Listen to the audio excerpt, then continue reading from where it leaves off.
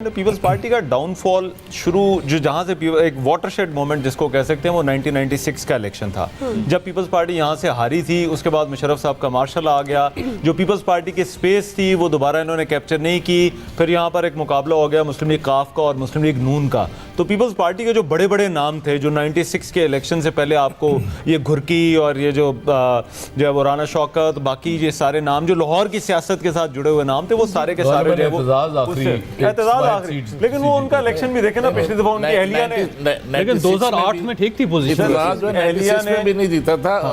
ये 96 में पूरे पंजाब में एक भी एमएनए की लिस्ट नहीं थी पीपल्स पार्टी। तो ये जो है ना पीपल्स पार्टी का मसला है कि पीपल्स पार्टी उस वोटर को वापस लाना चाहती है जो पीटीआई में शामिल हो गया। फुल मार्क्स बिलावल भुट्टो को गट्सी डिसीजन है लाहौर से इलेक्शन लड़ने का इन हालात में, इसमें कोई शक नहीं। क्या पीटीआई का जो वोटर है वो लेसर ऑफ द इविल समझता है पीपल्स पार्टी? नहीं आएगा वापस। मेरा ख्याल है जो वोटर अभी पीपल्स पार्टी का देखिए कंस्टिट्यूएंसीज हैं, जिस तरह से मिसाल के तौर पर राजा परवेज अशरफ वाला हल्का है, उसके अंदर लोगों से आप जाकर पूछे वो कहते हैं वोट राजा परवेज अशरफ की वजह से दे रहे हैं। कायरा वाले हल्के के अंदर लोग कह रहे हैं हम कायरा की वजह से पीपल्स पार्टी को वोट दें। पीपल्स पार्टी की वजह से कायरा को वोट नहीं पड़ रहा। वैसे कायरा साहब के हल्के में काफी शिकायत भी वो फैजुल हसन शाह साहब जो उनके ऑपोजिट खड़े हुए हैं वो कह रहे हैं कि हमारा ये हर जगह फैजुल हसन शाह नहीं, फैजुल हसन शाह के भतीजे वजाहत हसनैन है जहाँ से उन्होंने जो है वो उनको टिकट दिया है।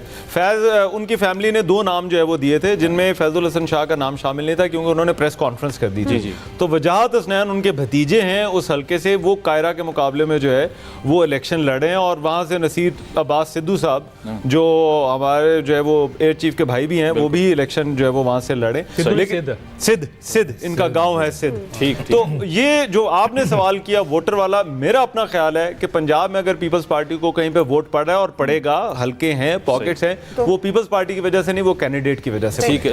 ये जावेद साहब आपकी तरफ भी ये सवाल लेकर आएंगे फिर क्या जहां अच्छा फैसला है बिलावल का एनए 1 to 7 से इलेक्शन कॉन्टेस्ट करने का, क्या वहां पर ये लॉस भी दे सकता है? मेरा ख्याल है कि बिलावल साहब को मियां नवाज शरीफ के खिलाफ लड़ना चाहिए था क्योंकि अगर फर्ज करें वो हार भी जाते तो एक ऑनरेबल हार होती कि मियां नवाज शरीफ से हारे हैं। अता तारड़ के साथ उनका इलेक्शन बनता नहीं था क्योंकि वो पार्टी के चेयरमैन है, पाकिस्तान की सबसे बड़ी पुरानी पार्टी है, पंजाब के अंदर कम बैक कर रही है। अगर वो अता तारड़ से हार जाते हैं तो ये बहुत ज़्यादा मेरा ख्याल है बेइज्जती वाली बात है कि एक चेयरमैन है पार्टी का और उसने पंजाब में आके तवील अरसे बाद आके इलेक्शन लड़ने की कोशिश की और उसमें वो हार गए। तो उन्हें किसी छोटे वर्कर से या नहीं मुकाबला करना चाहिए था, उन्हें किसी लीडर से मुकाबला करना चाहिए था। उसका फ़ायदा ये होता है कि अगर फ़र्ज़ करें आप हार भी जाते हैं तो फिर भी एक इज़्ज़त बच जाती है। अब मुझे ख़तरा है कि अता तारड़ साहब कहीं उनको हरा ना दे और ये ज़्यादा इम्कान मौजूद है क्योंकि बड़े अरसे बाद पाकिस्तान पीपल्स पार्टी यहाँ आई है पंजाब में और उनके रूट्स नहीं है पंजाब में, इस वक्त वोटर नहीं है, लोगों का पता नहीं है, कोई धड़ेबाजी यहाँ पे जो लाहौर के अंदर होती है उसमें वो शरीक नहीं हुए। तो एक तवील मुद्दत बाद आए और वो भी मेरा ख्याल है हल्का उन्होंने गलत चूज़ कर लिया। और खोकर साहब जो खोकर साहब वोट लेंगे उसका नुकसान फिर बिलावल साहब को भी, बिलावल साहब को डेफिनेटली होगा उसमें। अच्छा। क्योंकि ये मेरा नहीं ख्याल कि बिलावल साहब को यहाँ से सीट निकाल सकेंगे वो। अच्छा, आपको लग रहा है ये बड़ा मेरा नहीं ख्याल के लाहौर से निकालना मुश्किल है। इंटरेस्टिंगली अता तारड़ साहब भी गुजरांवाला से इलेक्शन लड़ना चाहते थे लेकिन उनको हल्का उनका भी नहीं है। लेकिन यहाँ से एक चौधरी सरवर साहब और दूसरा पाकिस्तान अवामी तहरीक वालों ने बिलावल साहब को जो है वो तसल्ली दिलवाई है या उनको आसरा दिलवाया है कि वो साहब के अपने वोट नहीं है उनके। वैसे हम भी कोई तज्जिया दे सकते हैं? बिल्कुल दें तज्जिया। मुझे लगता है कि कौन रोक सकता है? साहब से पूछ लीजिए कौन आप? मुझे लगता है कि बिलावल जो है ना वो जीत जाएंगे। अच्छा, शकील अंजुम साहब हमारे साथ हैं। जी शकील साहब, वजह क्या है वैसे, कैसे जीत जाएंगे? तज्जिया हमारा तज्जिया हमारी मर्जी, मेरा तज्जिया मेरी मर्जी चाहिए। साफी से जराए नहीं पूछ रहे। शकील अंजुम साहब मुल्तान जुबान का लिए अक्सर चीजें सच हो जाती हैं, मैं ये बता दूं।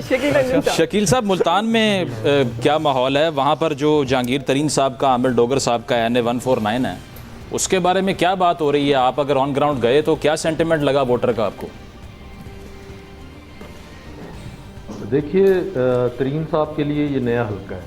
वो पहले मुल्तान से इलेक्शन नहीं लड़े, वो पहले इलेक्शन लड़ते थे लोधरा से। लोधरा में भी उनका सदीक बलोच के साथ कंपटीशन बहुत सख्त है और यहाँ पर क्योंकि आमिर डोगर साहब हैं वो भी काफ़ी मजबूत उम्मीदवार हैं और इस वक्त जो दोनों के दरमियान लगता है मुकाबला बड़ा सख्त है और कांटेदार मुकाबला आपको देखने को मिलेगा। लेकिन बात वही है कि कल का दिन जो है वो बड़ा अहम होगा इलेक्शन के हवाले से। जो पोलिंग डे होता है कि इलेक्शन की मैनेजमेंट जो है वो किस तरीके से दोनों उम्मीदवार करेंगे। आज तरीन साहब ने तो अपने जो उनकी फैक्ट्री के मजदूर बाकी लोग थे उनको जो है इंगेज किया है और उनको काफ़ी सारी चीज़ें भी दी हैं। उन्होंने वो बस्ते बना कर कि वो तमाम पोलिंग स्टेशन पर जाएं और उनके लिए वोट मांगे भी और वोट डलवाएं भी। लेकिन दूसरी जानिब जो है वो पीटीआई के जो कैंडिडेट हैं आज़ाद हैसियत से इलेक्शन लड़ रहे हैं आमिर डोगर, उन्होंने कैंपेन भी की है। वो भी डोर टू डोर गए हैं, काफ़ी ज़्यादा उन्होंने हल्के में जाकर उनकी प्रेजेंस रही है। उस अंदाज में उन्हें नहीं रोका गया जिस तरह से बाकी हलकों से हमें खबरें सुनने को मिली हैं कि उम्मीदवारों को रोका गया है। इससे लगता है कि दोनों उम्मीदवारों के दरमियान कल जो है वो मुकाबला बड़ा सख्त होगा और दोनों उम्मीदवार जो है वो नेक टू नेक हैं। लेकिन जो तरीन साहब को डिसएडवांटेज है वो PMLN की तरफ से है, क्योंकि जब तरीन साहब को टिकट्स दी गई, सीट एडजस्टमेंट की गई, तो उससे पहले यहाँ पर ऐलान किया गया था कि तारिक रशीद जो है वो PMLN के कैंडिडेट होंगे और उनके नीचे जो विंग्स थी वो मलिक अनवर एक कैंडिडेट हैं, उनको भी टिकट अनाउंस कर दिया था PMLN ने। लेकिन जब तरीन साहब को यहाँ सीट एडजस्ट किया गया तो उसके बाद मलिक अनवर से भी टिकट वापस ले लिया गया और तरीन साहब के कहने पे बाबर शाह को दिया गया। इसी तरह साबिक जो गवर्नर है रफ़ीक रेवजवाना, उनके साहबजादे भी इलेक्शन लड़ना चाहते थे।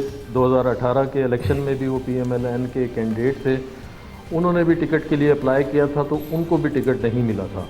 अगर तो PMLN के ये लोग हैं जो धड़े हैं उन्होंने सपोर्ट किया तरीन साहब को, कल के दिन वोट डलवा दिए तो फिर सूरत हाल तो शकील साहब वोटर कितना चार्ज नजर आ रहा है? जाहिर है अब तो थोड़ा ही टाइम रह गया है, कितना चार्ज नजर आ रहा है आपको वहां पर वोटर?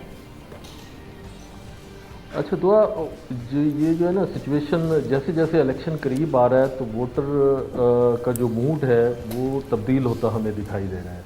आज से 2 दिन पहले जो वोटर था वो थोड़ा सहमा सहमा दिखाई देता था, लेकिन जैसे जैसे इलेक्शन करीब आ रहा है और पोलिंग डे जैसे सुबह पोलिंग होनी है तो वोटर में जो जोश और जज्बा है, जो यंगस्टर वोट है, उसमें हमें जो है वो देखने को मिला है कि उसमें इस वक्त करंट है, वो चार्ज है और वो चाहता है कि कल जो जाकर अपना अपना वोट वो कास्ट करें। अब ये देखते हैं कि वो दोनों तरफ से हैं, PMLN के भी यंगस्टर हैं और PTI के भी हैं। अब देखते हैं कि कौन सा वोट जो है वो जाकर वोट कास्ट करता है। और कल के दिन हमें ये भी देखना होगा कि आया जो PTI के कैंडिडेट्स हैं उन्हें कैंप लगाने की इजाज़त होगी क्या? जो उनके पोलिंग एजेंट हैं उनको वहाँ पर दाखिले की इजाज़त होगी या नहीं? तो इस सारी सूरत हाल का अंदाज़ा हमें कल होगा जब पोलिंग शुरू होगी। आया तो कल अगर उन्हें इजाज़त मिल गई ठीक है जी, ठीक है। जाहिर है सारा सारी इसी पर है, इजाज़त मिल जाएगी तो पहुँच जाएंगे, नहीं तो लेने वाले खुद भी ले जाएंगे। बहुत शुक्रिया शकील अनजम साहब आपका। बिल्कुल अफनान साहब की तरफ चलते हैं। अफनान साहब, नवीद हुसैन साहब, बिल्कुल जी जी सर, उनकी तरफ नवीद साहब अफनान साहब का टेक लेके फिर जा रहे हैं। अफनान साहब, आप IPP का जो केस है, हमने देखा कि PTI के केस में जो पिछली बार मुत्तहिदा कौमी मूवमेंट के कुछ पार्लियामेंटेरियंस थे, सिर्फ उनके जाने से ही हुकूमत गिर गई। वो और बात है, खान साहब ने रिपीटेडली कहा कि सिंध हाउस में जो हो रहा है उस वजह से सब कुछ हुआ। किसी एक बंदे ने वोट नहीं डाला सिंध हाउस से